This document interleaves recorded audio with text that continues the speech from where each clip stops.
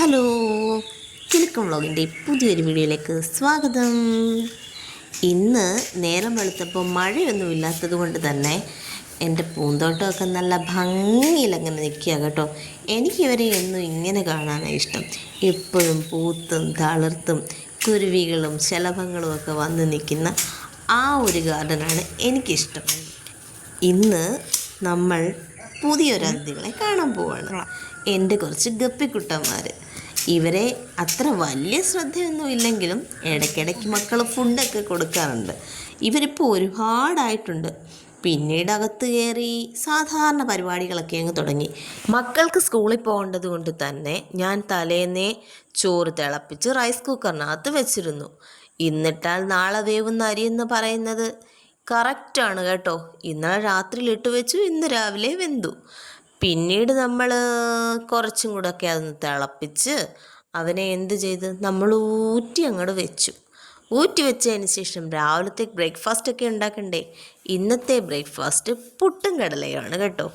ഏട്ടന് പുട്ടും കടലയും തന്നെ വേണം, അല്ലാതെ പയറോ പഴവോ ഒന്നും ആളിന് സെറ്റാവില്ല. എപ്പോഴും നല്ല കറികളുള്ള ബ്രേക്ക്ഫാസ്റ്റിനോടാണ് ചേട്ടന് താല്പര്യം.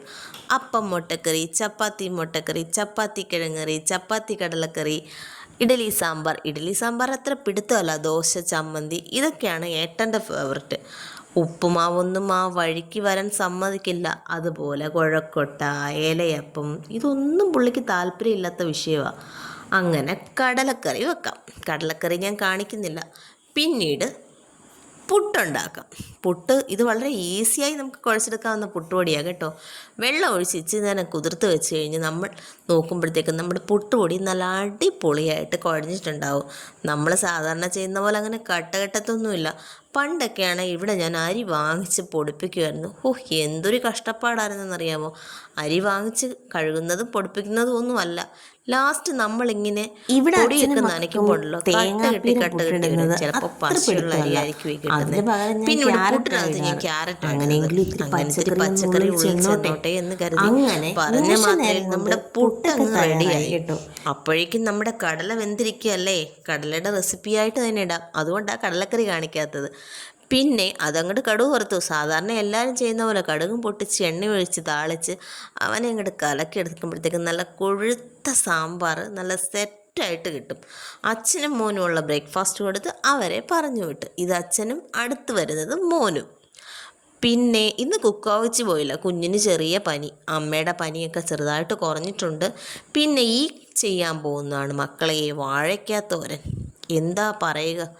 ഇന്നലെ ഞാനൊരു വീഡിയോ ഡിലീറ്റ് ചെയ്ത് കളഞ്ഞു എന്ന് പറഞ്ഞില്ലേ, അതിനകത്തിലുണ്ട് ഇതിൻ്റെ ബാക്കി കാര്യങ്ങളൊക്കെ. എന്ന് പറഞ്ഞാൽ അപ്പുറത്ത് നിന്ന് വല്യമ്മച്ചി കുറച്ച് നാടൻ ഏത്തയ്ക്ക തന്നു. അത് ഞാൻ ഇന്നലെ വറുത്തിട്ട് ആ തൊലി നമ്മൾ മഞ്ഞപ്പൊടി ഉപ്പും ഇട്ട് വേവിച്ച് വെക്കുന്ന സീൻ വരെ ആ വീഡിയോയ്ക്കകത്തിൽ ഉണ്ടായിരുന്നു. പിന്നിന്ന് നേരം വെളുത്തപ്പോൾ ഇവനെ എടുത്തൊരു തോരനാക്കി. ഇതിൻ്റെ കൂടെ പയറോ തോമരയോ ഒക്കെ ഇട്ട് തോരൻ വെക്കുവാണെങ്കിൽ കുറച്ചുകൂടെ ടേസ്റ്റി ആയിരിക്കും കേട്ടോ. എനിക്ക് ഈ ഒരു സാധനം എങ്ങനെ കിട്ടിയാലും ഞാൻ കഴിക്കും. എന്ന് പറഞ്ഞാൽ അസാധ്യ ടേസ്റ്റാണ്. പക്ഷേ നാടൻ ഏത്തയ്ക്കയുടെ തൊലി തന്നെ വേണം കേട്ടോ. ഇതൊക്കെ കഴിഞ്ഞ് ഞാൻ കടയിലോട്ട് പോയി. എന്നാലും ഞാൻ ഇതിനിടയ്ക്ക് എൻ്റെ ഗപ്പിക്കുട്ടന്മാരെ ഒന്ന് കാണാൻ പോയി. ഇവരെയൊക്കെ കാണുമ്പോൾ ഭയങ്കര സന്തോഷമാണ്. ഇവരാ നീന്തി തുടിക്കുന്ന കാണുമ്പോൾ ഉണ്ടല്ലോ, ചിലപ്പോൾ മത്സ്യമായിട്ട് ജനിച്ചാൽ എന്തായിരുന്നു തോന്നിപ്പോവും. പിന്നെ ഞാൻ വിചാരിക്കും, ഈ മനുഷ്യായുസ് പോലെ വേറൊരു ആയുസ് ഇല്ലല്ലോ. ഒരിക്കൽ ഭഗവാൻ തരുന്ന ഈ ജീവിതം നമ്മൾ മാക്സിമം എൻജോയ് ചെയ്ത് സന്തോഷത്തോടെ അങ്ങ് ജീവിക്കണം. അപ്പോൾ ചാനൽ ലൈക്ക് ചെയ്യാനും ഷെയർ ചെയ്യാനും സബ്സ്ക്രൈബ് ചെയ്യാനും മറക്കല്ലേ. Bye bye.